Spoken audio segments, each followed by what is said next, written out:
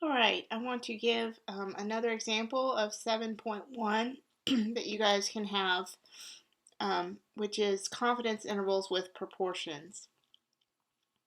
I'm going to show you how to do it on the Excel sheet using the formula, and then I'll use the calculator as well.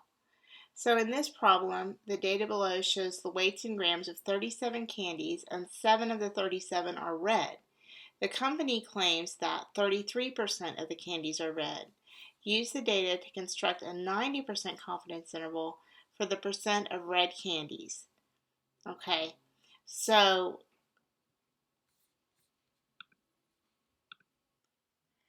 we want to check to see first that it's a simple random sample, and it is. This is a simple random sample of 37 candies, and that it's a binomial distribution. And it is, the success here would be randomly selecting a red candy, and failure would be randomly selecting a candy that is not red. So there is a success failure condition, and the binomial distribution is met.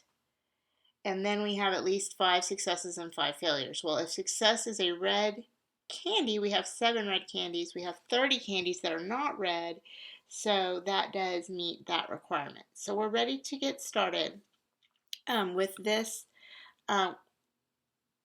confidence interval. Remember, what we want to do is we want to create an interval of 2 probabilities, and we are 90% confident that our population parameter of the probability of a red candy is within our confidence interval. So let's start out by getting our parts together. 37 is our sample size, and if red is our success, the number of successes is 7.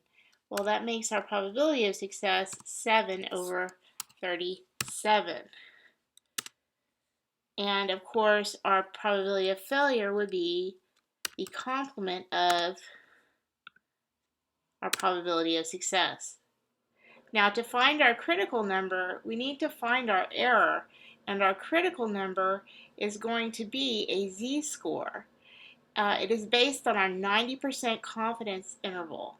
So our critical number is what we call z alpha over 2. If this is a 90% confidence interval, our alpha is 10%, is 0.1, and our alpha over 2 is 0.05. So to find your critical number, you're always going to use norm inverse. And we're going to use 1 minus 0.05, and since it's a z-score, our mean is 0 and our standard deviation is 1. And there's our critical number. Okay, so now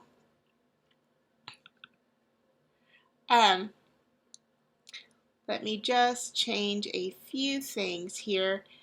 Be about C22.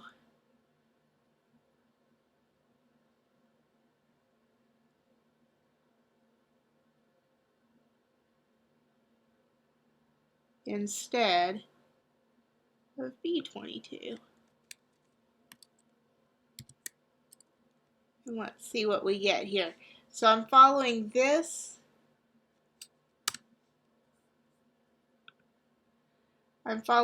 Formula. Let's make sure that I have followed it.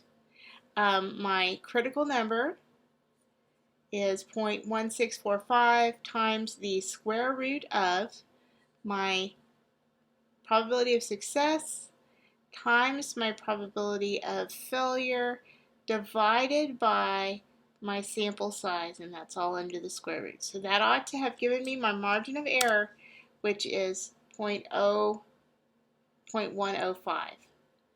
Now what that means is we can take our sample proportions of red,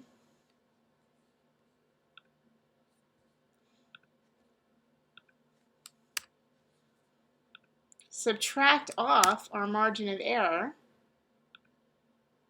to get our lower bound, and we can take our sample proportion of red and add our margin of error to get our upper bound. So we are 90% confident then that the company puts between 8.3% and 29.5% red candies in its product. Now, if we look back at the claim of the company that there are 33% red candies, what can we say? Is the result consistent with the 33%? No, 33% is not in our interval, and it appears that the proportion of red candies in the population is lower than the company says.